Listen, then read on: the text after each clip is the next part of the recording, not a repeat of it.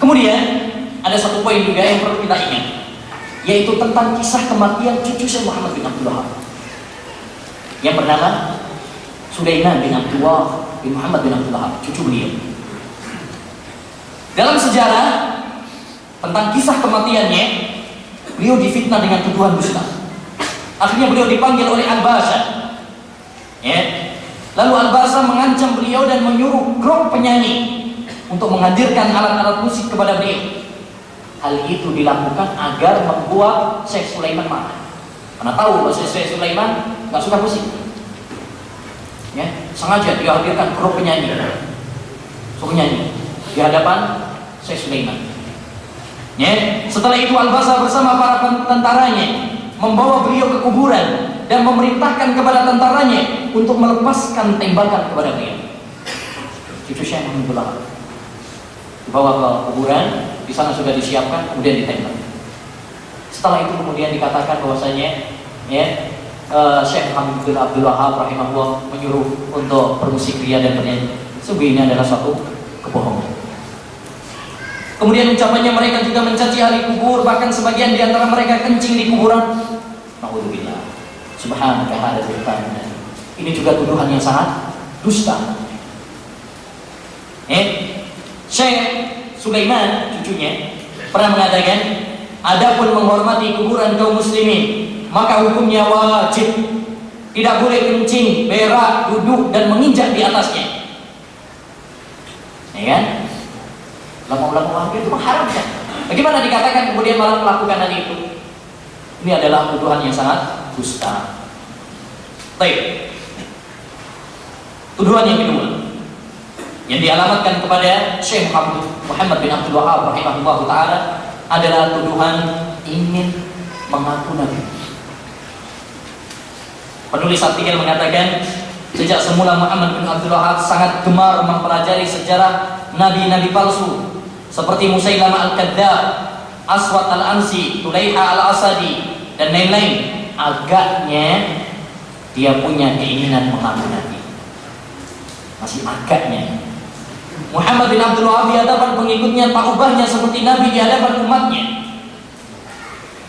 Ini juga termasuk tuduhan dusta. Kita tahu tadi bahwa Syekh Muhammad bin Abdul Wahab dalam surat yang beliau layangkan kepada penduduk Qasim tentang akidah beliau mengakui bahwa Muhammad adalah penutup para nabi.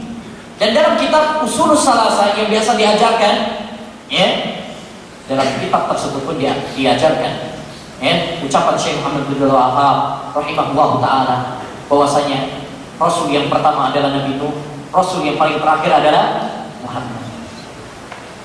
Ada kan di bab yang terakhir mengenal Rasulullah SAW. Bagaimana kemudian dikatakan bahwasanya Syekh Muhammad bin Abdul Wahab ingin mengaku nabi? Ini adalah ucapan yang dusta. Bahkan dalam kitab Tauhid, itu kitab yang sangat bagus sekali. Syekh Muhammad bin Abdul Wahab rahimahullah taala membawakan sebuah hadis, sayakunu fi ummati kadzdzabun salasun kulluhum yaz'umu annahu nabi wa ana khatamun nabi.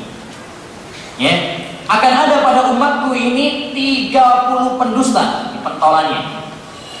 Sekarang banyak nabi-nabi palsu. 2 tahun yang lalu, masya Allah, merajalela nabi-nabi palsu. Setek lah siapa itu. Kulluhum yaz'umu annahu nabi. Semuanya mengaku nabi. Wa ana khatamun nabiyyin, dan saya adalah penutup para nabi. Tidak ada nabi setelah aku. Ini dibawakan di dalam kitab beliau, Kitab Tauhid, yang menunjukkan bahwa beliau setuju dengan hadis ini. Bagaimana kemudian dikatakan bahwasanya beliau mengaku nabi? Bahkan kalau kita mau balik tuduhan ini, justru orang yang menuduh ini yang mungkin ada keinginan mengaku nabi. Kok bisa? Dia akan mengatakan agaknya dia punya. Ini kan urusan hati. Urusan hati tidak ada yang mengetahuinya kecuali Allah. Apakah dia mendapatkan wahyu bahwasanya Muhammad punya keinginan punya keinginan untuk mengaku nabi? Atau mungkin dia dukun, nggak tahu lagi. Jadi di antara dua pilihan yang sangat pahit. Fa in kunta la tadri fatilka musibah wa in kunta tadri fal musibatu a'dhamu. Kalau kamu mau menjawab ini musibah, itu juga musibah, dua-duanya baik. Baik, di antara tuduhan juga yang dialamatkan kepada Syekh Muhammad bin Abdul Wahab, ucapan penulis, Muhammad bin Abdul Wahab sering merendahkan Nabi. SAW. Ini nggak boleh ya, meringkas salawat kepada Nabi dengan peringkasan seperti ini tidak layak dilakukan seorang penuntut ilmu. Para ulama telah mengingatkan hal ini. Ibahil orang seperti ini, pelit. Pada Rasulullah SAW bersabda, al-bahilu man dzukirtu indahu wa lam yusalli alayya. Orang yang pelit adalah orang yang tatkala disebut nama saya, dia tidak salawat, malah meringkas saja. SAW. SAW. Yang disingkat oleh sebagian orang ini keliru ini. Ada sebagian orang menyingkat, bisa aja nggak dibaca sallallahu alaihi wasallam. Apa? Ada singkatan yang plesetan, orang bilang sepak bola antar wanita. Lagi Piala Dunia ini. Baik, sampai-sampai seorang pengikutnya mengatakan, tongkatku ini masih lebih baik daripada Muhammad, karena tongkatku masih bisa digunakan membunuh ular, sedangkan Muhammad telah mati, tidak sisa manfaatnya sama sekali. Ini juga termasuk tuduhan yang keji. Tidak pernah dilakukan oleh Syekh Muhammad bin Abdul Wahab atau para pengikutnya. Qul hatu burhanakum in kuntum shadiqin. Datangkan kepada kita bukti kalian kalau kalian adalah orang-orang yang jujur. Ucapan seperti ini tidak diucapkan oleh seorang yang mengaku muslim. Apalagi seorang yang mengenal dakwah salaf. Orang awam saja tidak akan mengatakan seperti itu. Bagaimana dengan seorang yang memiliki ilmu semisal Syekh Muhammad bin Abdul Wahab rahimahullahu taala. Oleh karenanya seorang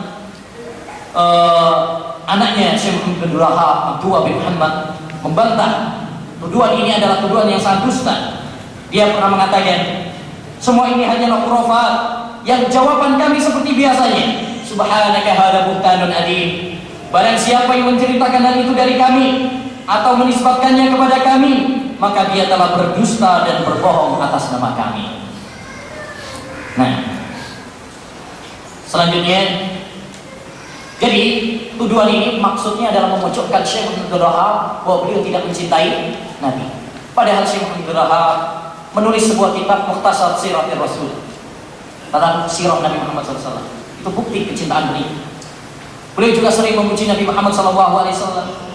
Dan beliau menganjurkan kepada kita untuk berpegang teguh kepada sunnah beliau. Bagaimana setelah itu kemudian dikatakan bahwa beliau tidak mencintai Nabi SAW. Cinta kepada Nabi bukan hanya dengan pengakuan, tetapi yang lebih penting daripada itu adalah penerapan dan kenyataan. Kullu yadda'i waslan bi Laila, wa Laila la tukirru lahum bidzalik. Setiap orang mengaku pacarnya Laila, Laila enggak mengakuinya. Setiap orang mengaku dia mencintai Nabi, tapi Nabi enggak mengakuinya. Apa faedahnya? Setiap orang mengaku saya mazhabnya Syafi'i, cinta kepada Syafi'i, tapi Syafi'i enggak mengakuinya. Percuma. Yang penting bagaimana mereka itu mengakui cinta kita. Bukan hanya sekedar pengakuan kita. Orang mengaku cinta gombal juga bisa. Nah,